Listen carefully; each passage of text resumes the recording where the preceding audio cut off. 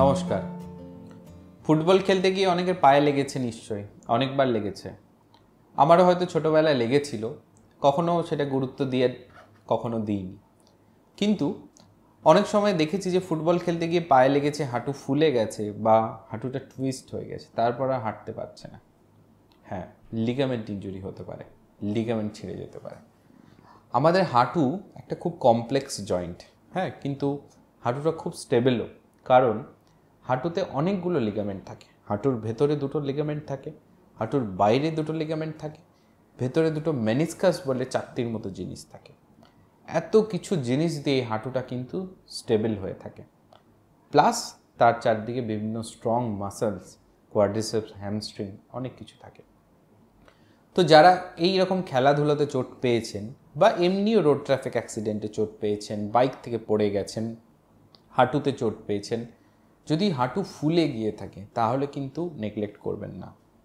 কারণ তার মানে ভেতরে রক্তক্ষরণ হয়েছে, আর ভেতরে রক্তক্ষরণ তখনই হবে যখন ভেতরে একটা কোনো লিগামেন্ট ড্যামেজ হয়।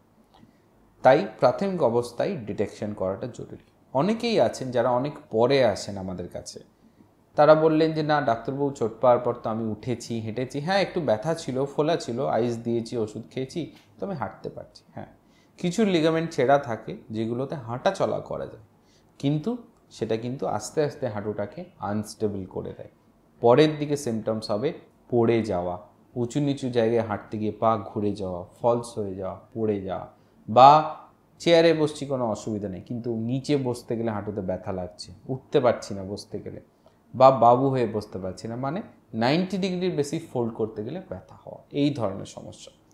তো এই ধরনের সমস্যা আর যদি ইনজুরির হিস্ট্রি থাকে তাহলে কিন্তু সাসপিশন হচ্ছে হাঁটুর মধ্যে লিগামেন্ট ইনজুরি।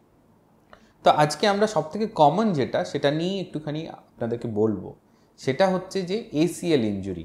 এসিএল নামটা অনেকেই জানেন, কিন্তু এটা পুরো কথা হচ্ছে অ্যান্টেরিয়র ক্রুশিয়েট লিগামেন্ট ইনজুরি। এই এসিএল হচ্ছে আমাদের হাঁটুর অন্যতম মেন লিগামেন্ট, যেটা কিন্তু হাঁটুটাকে স্টেবল রাখে। এই এসিএলটা ছিঁড়ে গেলে হাঁটু কিন্তু নিজেদের মধ্যে দুটো হাড় নিজেদের মধ্যে টুইস্ট হয়ে যায়, আর তখনই কিন্তু মানুষ পড়ে যেতে পারে। তাই যারা অ্যাক্টিভ লাইফ লিড করেন, যারা খেলাধুলা করেন, যারা ট্রেকিং করেন, বা যারা অনেক সিঁড়ি ওঠানামা করেন, খুব তাড়াতাড়ি দৌড়ন, এদের ক্ষেত্রে কিন্তু এই লিগামেন্টটা ঠিক থাকতেই হবে। যারা সেডেন্টারি ওয়ার্ক করেন, অফিসে বসে কাজ করছেন, খুব খেলাধুলা করেন না, ফিজিক্যাল অ্যাক্টিভিটি করেন না, তাদের ক্ষেত্রে কিন্তু খুব সমস্যা হবে না, পরের দিকে সমস্যা হবে। তো এই ACL যদি এরকম সিমটমস আমরা পাই, আমরা ক্লিনিক্যাল টেস্ট করে হাঁটু কতটা স্টেবল আনস্টেবল বুঝতে পারি। বোঝার পর আমরা কিন্তু MRI করি। এই MRI করলে কিন্তু ডিটেলসে আমরা ভেতরের কী ড্যামেজ হয়েছে, কী ব্যাপার, সেটা কিন্তু আমরা বুঝে নিতে পারবো। যখন আমরা বুঝে নিতে পারবো যে কী ড্যামেজ হয়েছে, তখন আমরা ট্রিটমেন্ট গাইডলাইনটা দিই। যদি হাফ লিগামেন্ট ছিঁড়ে থাকে বা পার্শিয়াল টিয়ার হয়ে থাকে, সেক্ষেত্রে কিন্তু আমরা প্রথম দিকে এক্সারসাইজ, ফিজিওথেরাপি, মেডিকেশনস, রেস্ট, এইভাবেই চিকিৎসা করি। এবং মেবি 3 মাস কি 6 মাস ট্রায়াল করার পর আমরা আবার একবার দেখি, বা দরকার হলে পুনরায় MRI রিপিট করে দেখি যে বাকি লিগামেন্টটা আবার আগের মতো স্ট্রং হয়ে গেছে নাকি বাকি লিগামেন্টটা পুরোটাই ছিঁড়ে গেছে। দুটোই পসিবিলিটি থাকতে পারে। তো পার্শিয়াল টিয়ারের ক্ষেত্রে আমরা কনজারভেটিভ ট্রিটমেন্ট ট্রায়াল করি, কিন্তু যদি ACL পুরো ছিঁড়ে গিয়ে থাকে, টোটাল ডিসরাপ্টেড হয়ে গিয়ে থাকে, তাহলে কিন্তু সার্জিক্যাল রিকনস্ট্রাকশন একমাত্র উপায়। সার্জিক্যাল রিকনস্ট্রাকশন মানে আমরা এটা কিহোল সার্জারির মাধ্যমে করে থাকি, মানে জাস্ট দুটো ফুটো করে হাঁটুর মধ্যে ক্যামেরা দিয়ে দেখে যন্ত্র ঢুকিয়ে টোটাল অপারেশনটা হয়।